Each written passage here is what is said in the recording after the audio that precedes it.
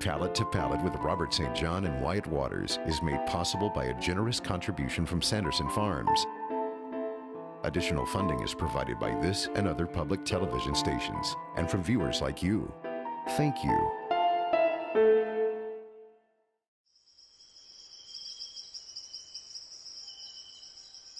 Italian Palate started when Wyatt and I were on a book tour with that book, and we were going to book signings and bookstores and places. People kept asking us, man, we'd love to go over there with you. Why don't you take us with you to Italy? And we, the way you did the book was really part travelogue. Yeah. Part travelogue. And you think it's just kind of conversation. People are just saying that. And then I ended up leading this tour with USM just as kind of a guide, Battlefields and Baguettes, and I took the night, the restaurant part of the thing. And I kept telling those people, man, why didn't I have all these people asking us to take them to Italy?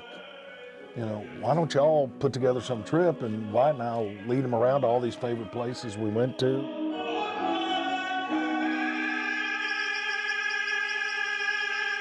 Nothing ever came of that, and people kept asking us.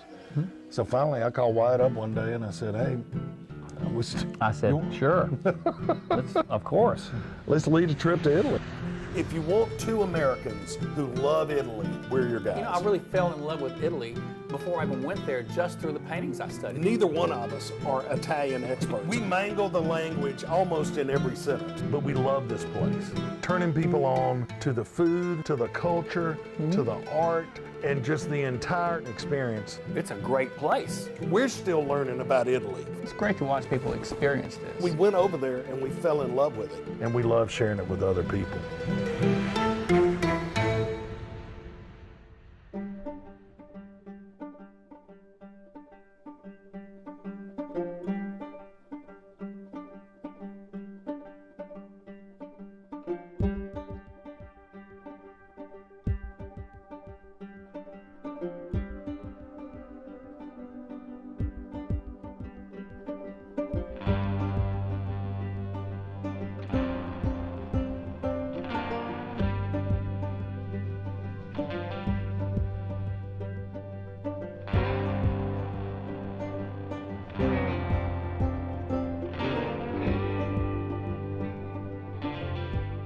If you're looking for a tour guide that's going to educate you about Italy, we're not your guys. No.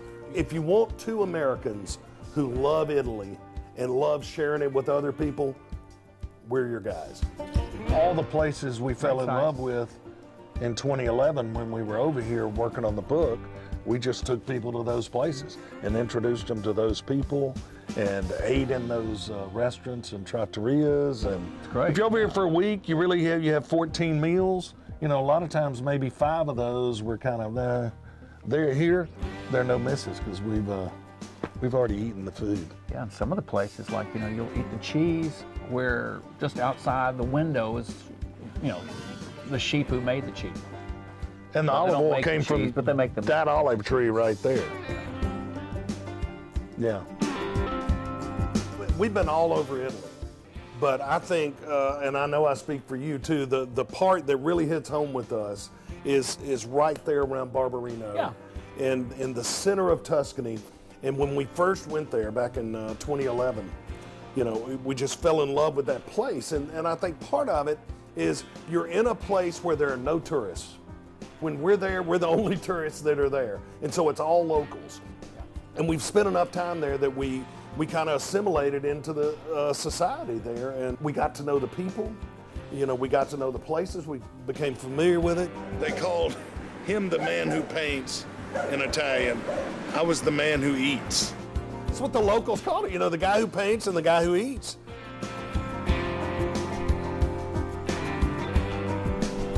The beauty of it is that we are in the Tuscan countryside. From our villa, you've got 30 miles of grapes and olives to the west, and nobody. It's at the end of a dirt road, but within 30 minutes we can be in the city center of Florence, and 30 minutes we can be in the city center of Siena.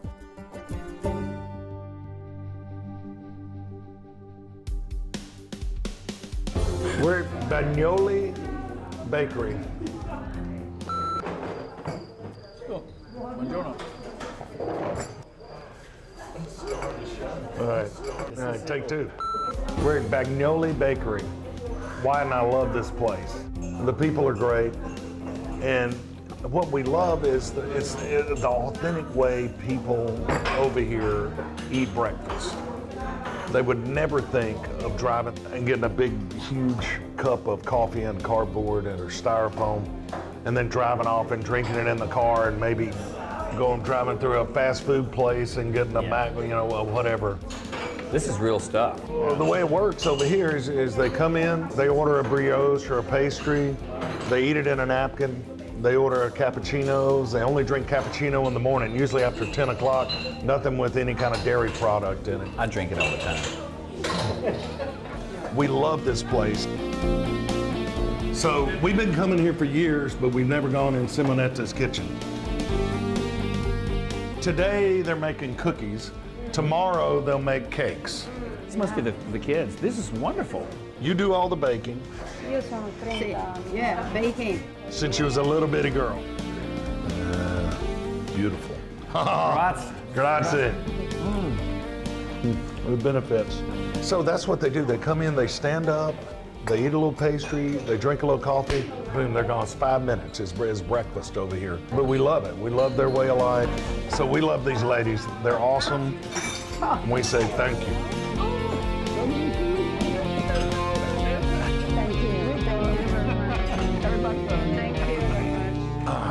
Beautiful day. It's good stuff. It's just a place, and I think you feel like I do, that Tuscany is a lot like the American South in a lot of ways. It's agrarian society. farmers, yeah. Yeah, they're family oriented. They love to share a meal together, and then there's wine. Oh heck yeah, and they're not like trying to play to the tourists. That's the way they are. We got to know the people in the town. The place that is kind of ground zero for us in that town is, we call, for a long time, we called it the Viola Club. Because we thought because that's what's on the sign out front. You would think the sign that says Viola Club, that's the name of the restaurant. No, it's not the name of the restaurant. No. Yeah, I couldn't figure that out. It's the name of the football team in Florence. They are purple, and hence the name Viola Club. The place is really called Acli, we think. It's owned by a guy named Paolo. It is so pure Italian. Paolo runs the place. His dad's behind the cash register, and his mom is in the kitchen. And I'm gonna tell you, she can cook. Yeah. There's one menu, it's all handwritten on a poster board, floats around the restaurant during the day. Every morning he sits down at 7:30 to write down the menu of the day. It's awesome. And never changes his handwriting, so no one can actually read what this His is. handwriting's pretty bad. And I'm gonna tell you, it's some of the best Italian food and we have eaten all over Italy. But that is the center of town, is that place. And that's where the people go, that's where they gather. You got the old men playing cards in the afternoon, and you got kids when they get out of school, they go have a bowl of pasta, and it's just where the community gathers. And the second story really is the community center. Yeah, it's great.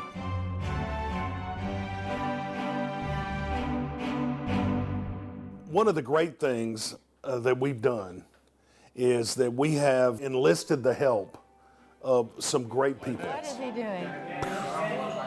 She's a tour guide over there. She's a certified tour guide. Her name is Marina Mingelberg.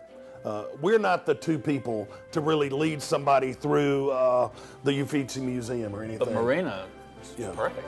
She's Dutch, actually, but has lived there for a long time. She speaks about 5 languages. What does that say?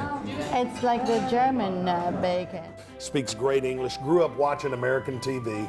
Dukes of And Hazzard. is just the absolute best. Arrabbiata. Arrabbiata. Arrabbiata. Arrabbiata. Arrabbiata. Arrabbiata. Arrabbiata That's what I means said. angry. Okay. Angry. Arrabbiata. Arrabbiata. Arrabbiata. Biata. Yata. Biata.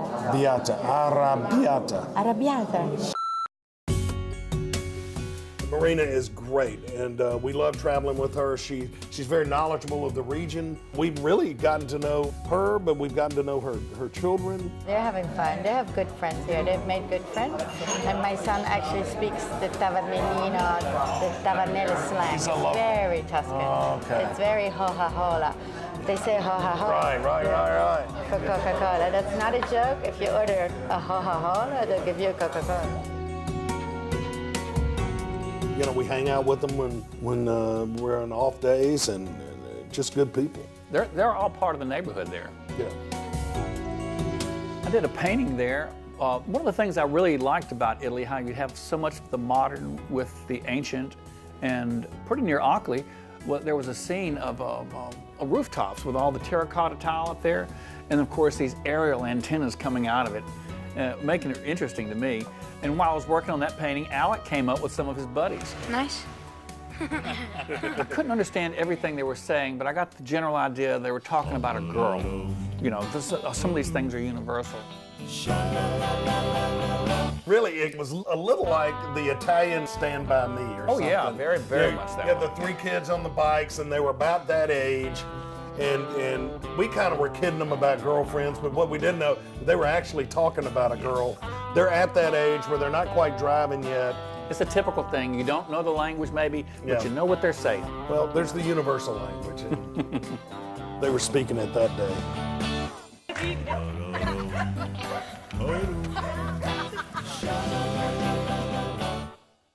Those weren't the only people that we saw there. The people who actually lived in the home there that I was painting came out, had a nice visit, then went back in and, you know, caught them looking, waving out the window. And that's what happens when you're actually there and you're not looking at this world through a textbook or through the internet or something. You have these real experiences. Stuff like that flavors the painting as much as the area itself. I think it really does. The interesting thing about watching you paint over there, as much as I have, is that it's an unusual sight for them to see somebody painting, but it's a very natural sight to them too. So people are just, well, of course he's painting. Yeah, they don't wonder why you're doing this. Yeah, it's that kind of attitude. I think in America it's seen as a little more of a kind of an oddity. It's not something you see every day. And over there, it might not be something they see every day, but it's like, of course, why? Yeah, he's painting. Why wouldn't he be? Sometimes over here, it's not why are you doing this, it's why in the world are you doing this? You know, so over there, though, it's more like, you're, like you said, a natural thing. Yeah.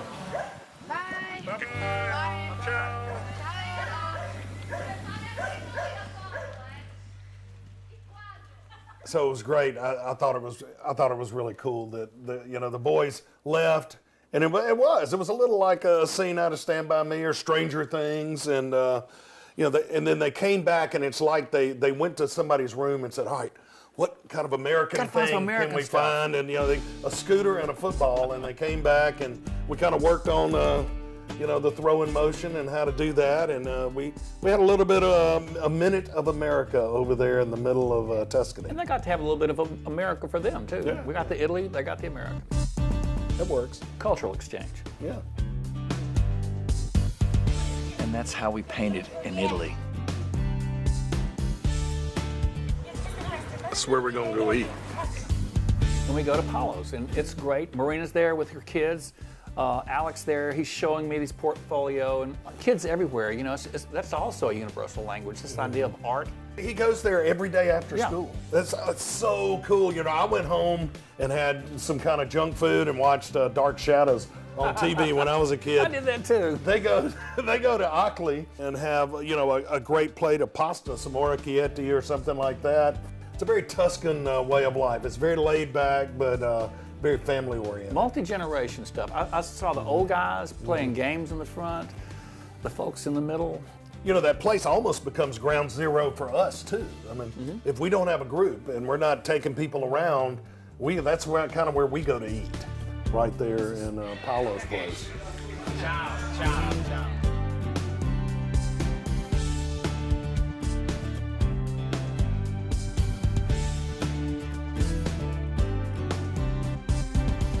I think that's the cool thing about that part of Italy, in Tuscany, is that if we were just driving around and didn't know, we would pass that place 99 times out of 100. Yeah, stopping makes all the difference. With that. When you have that real experience, That's it, it's real. You can't get any more real than that place. It's like that with painting too. You can walk by, you can drive by, but when you stop and you start looking, you find that people are the same everywhere. that greengrocer right in the middle of town. The vegetables and fruits really come from just a few miles away, right in there, and it's the place that you actually painted. In Tavernelli here, they're great little shops, and we came out here and I started painting the outside of the shop here. The father spoke no English, and he kept standing there.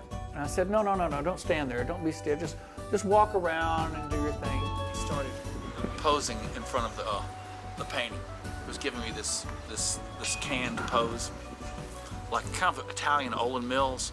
And as the painting developed, I said, oh, it's okay, that's okay. Don't just go about your work.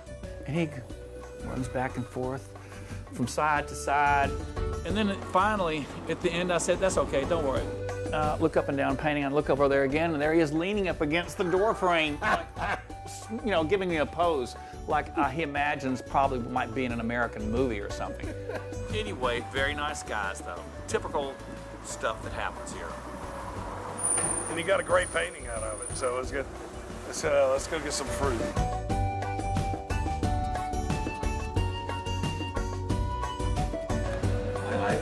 We want that. Mixer.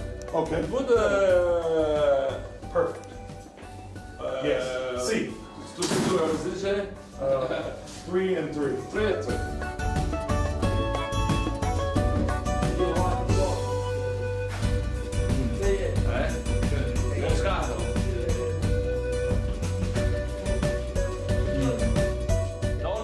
My father opened the shop. That's your father and mama? Father and mama. Ciao, Julie. Grazie. Grazie a voi.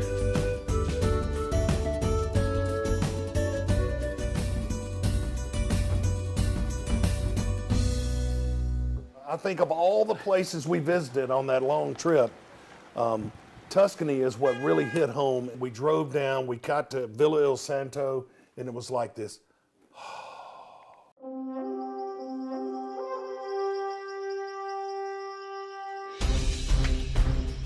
The Il Santo is 1,000 years old.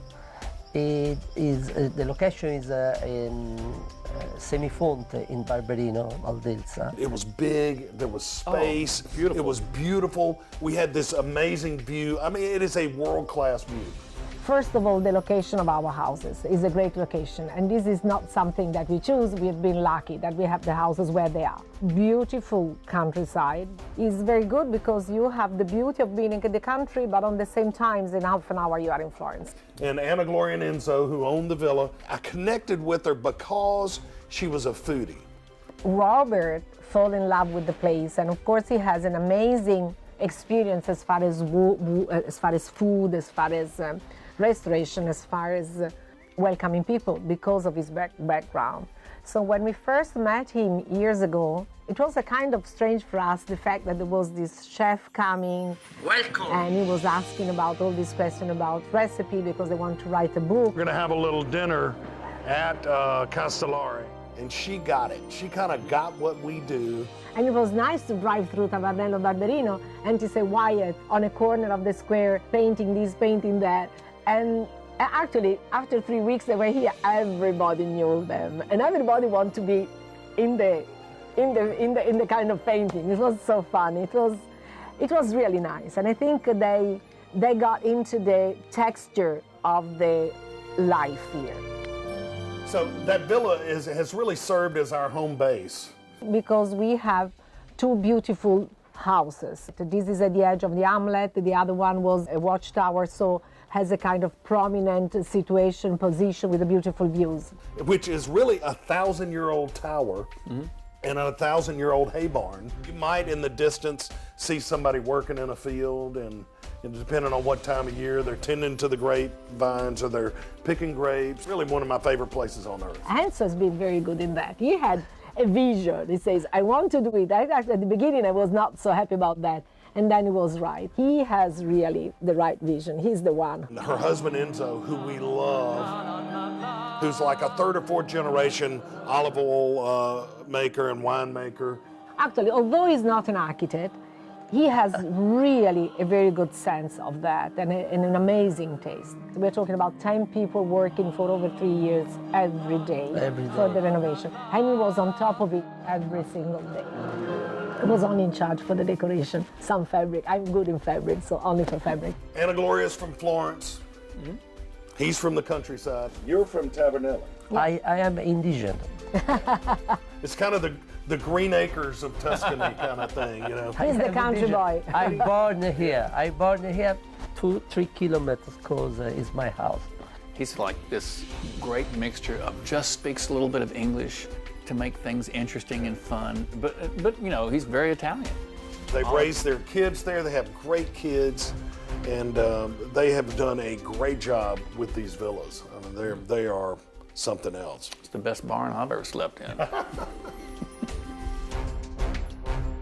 You know, when you have 25 people coming over, you have to go to the grocery store. And, you know, things are a little different, just procedures, but the food, you know, they eat the whole animal over there. Nothing goes to waste. It's not easy buying for that many people in that small a market. And, you know, they kind of look at us like the Americans. Here they are. They've got filling the baskets with all the, you know, they probably think it's just you and me, or four of us, that are buying all of this food and these soft drinks and things. Typical Americans, you know. And it's not like, I mean, they don't do paper plastic over there. You bring your shopping bag, which is a great thing. I love that. The problem is, I never remember to bring the bag. Every time I go to the market, I have to buy another bag. So we have a huge collection of supermarket bags. Authentic Italian supermarket bags. They're stacked about that high. Well, we get through with everything and we go back to the villa, and usually you'd have to just drive around to find stuff like we do sometimes, but really there's plenty of stuff at the villa, and there's a chapel there that's just ancient, and it's still used as a chapel. It's kind of the center of the community in that area, and I work on that painting there. I did several paintings just from that area, and really if I don't wash myself, I could just stay at the villa and just paint the villa, but there's too much other stuff pulling at you. There's stuff everywhere.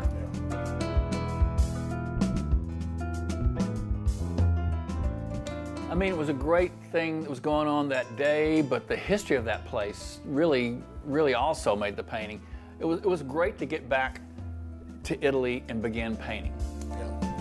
The way I remember things is through paintings. And when I look back at these paintings, I can remember the times that I had and the people I met. And like I was painting a Piaggio, a Vespa kind of scooter. And someone came up and started talking to me and telling me about how that works in the culture. It's not just something we think of as Italian, they think of it as Italian. The painting of the glass, the green glass in this pasticceria. Painting in the markets when the guy explained to me, we do not touch the fruit. Yet another painting in a cantina, which is underground, because I remember I was doing that painting and it was raining that day a little bit and I couldn't get out. So these are like diary entries to me. I can tell you the things that happened that day because of the paintings. Traveling around, it was my job to kind of just get Wyatt where he needed to be. When we were working on an Italian palette, the book, we were there at the end of the crush. All the grapes had been picked in Tuscany, but you wanted to get a painting of grapes hanging on a vine, and we traveled. It was 2 days we spent in the car looking. Oh, we got to find grapes. You said, stop. And we got out, and there was one little small field right there. It had grapevines in it. You got out, started painting. I took off. And I'm by myself out there working on this furious as I can, and all of a sudden these scooters and these Ape, these three-wheel carts pull up, and these guys don't speak a bit of English. And I'm trying to tell them I'm working on this painting here and I need to finish this.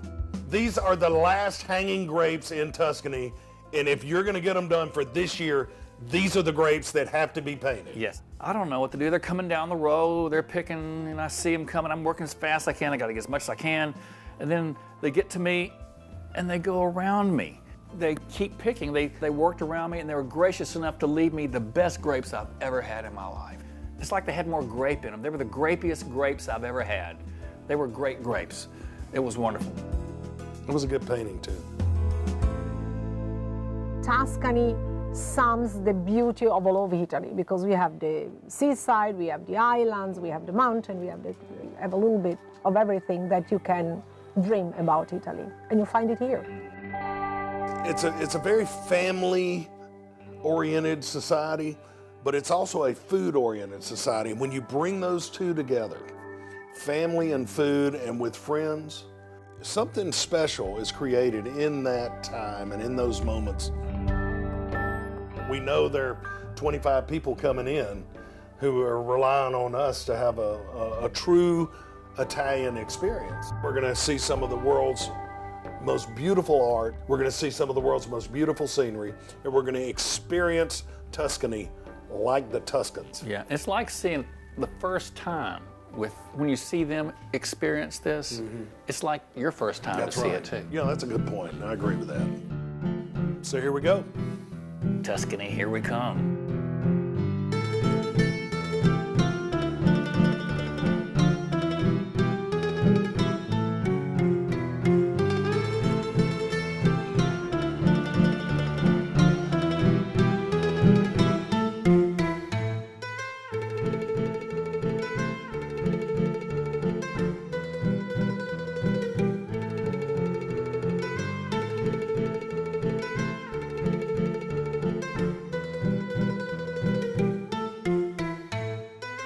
Many of the paintings seen on today's program, plus many others, are featured in the An Italian Palette Cookbook.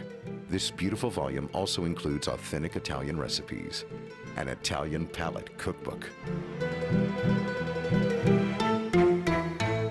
Palette to Palette with Robert St. John and Wyatt Waters is made possible by a generous contribution from Sanderson Farms. Additional funding is provided by this and other public television stations and from viewers like you. Thank you.